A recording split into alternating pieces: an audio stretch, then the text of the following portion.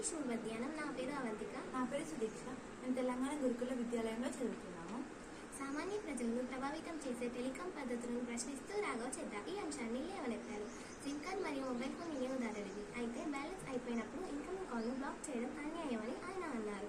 అతని ప్రకారం out going కాల్ను ఆపడం అర్థం చేసుకోదగినదే, కానీ ఇన్కమింగ్ కాల్ను బ్లాక్ చేయడం ద్వారా అద్దె వసూలు చేయడం పేదలపై అదనపు భారాన్ని మోపుతుంది. అతని వ్యాఖ్యలు వినియోగదారుల హక్కులు మరియు టెలికాం విధాన న్యాయబద్ధతపై చర్చకు దారితీశాయి. భారతదేశంలో బ్యాంకులు ప్రజలను ఎలా దోచుకుంటున్నాయి? కనీస నిల్వ నిర్వహించకపోవడం ఛార్జీలు, ఇతర ఏటీఎంలు ఉపయోగించిన ఛార్జీలు, ఎస్ఎంఎస్ సదుపాయానికి ఛార్జీలు, బ్యాంకు నుండి స్టేట్మెంట్ తీసుకున్న దాని ఛార్జీలు, ఖాతాలో ఏదైనా తప్పు సరిదిద్దడానికి ఛార్జీలు, బ్యాంక్ లోన్ కోసం ఫోన్ చేసి లోన్ తీసుకున్నప్పుడు ప్రాసెసింగ్ ఫీజు మరియు ముందస్తుగానే లోన్ మూసివేస్తే ప్రీ క్లోజర్ ఛార్జీలు, నెఫ్ట్ చేస్తే లావాదేవీ రుసుము.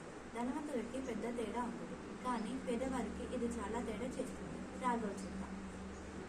చిన్న బ్యాంకులు ఫీజులు సామాన్యులు జేబుపై గణనీయమైన ప్రభావాన్ని చూపుతాయి. కనీస బ్యాలెన్స్, ఏటీఎం ఛార్జీలు, ఎస్ఎంఎస్ ఛార్జీలు, ప్రీ క్లోజర్ ఛార్జీలు మరియు ప్రాసెసింగ్ ఛార్జీలు అనేవి కష్టపడి సంపాదించిన డబ్బును నెమ్మదిగా తరిగిపోయే అనేక తగ్గింపులలో కొన్ని మాత్రమే.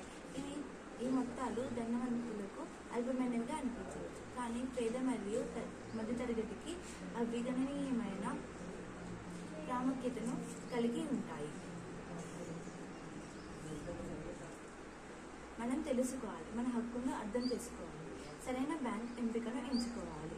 ఛార్జీలు విధించబడుతున్నాయా లేదా అనేది ప్రశ్న కాదు, అవి సమర్థించబడుతున్నాయా అనేది. ఇప్పుడు తెలివిగా బ్యాంకు చేయడానికి మరియు కష్టపడి సంపాదించిన డబ్బును రక్షించుకోవడానికి సమయం ఆసన్నమైంది.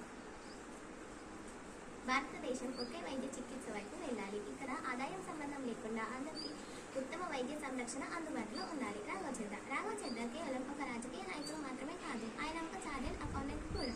అమెరికా వంటి దేశాల్లో ఉంటే లక్షలాది రూపాయలు సంపాదించుకునే అవకాశం ఉన్నప్పటికీ వాటన్నిటిని వదులుకొని మన దేశం కోసం, ప్రజల కోసం రాజకీయాల్లోకి వచ్చాడు. ఆర్థిక వ్యవస్థపై పూర్తి అవగాహన ఉన్న ఆయన వంటి వారు మన ఆర్థిక వ్యవస్థకు ఎంతో అవసరం. విలాసవంతమైన జీవితాన్ని కాదని ప్రజాసేవను ఎంచుకున్న విద్యావంతులైన నాయకులు రాజకీయాల్లోకి రావడం మన దేశానికి ఎంతో గర్వకారణం. పార్లమెంట్లో పేద మధ్యతరగతి ప్రజల గురించి గళాన్ని ఎత్తిన ఎంపీ రాఘవ్ చెద్దా గారికి తెలంగాణ గురుకుల పాఠశాల నుండి ప్రత్యేక ధన్యవాదాలు.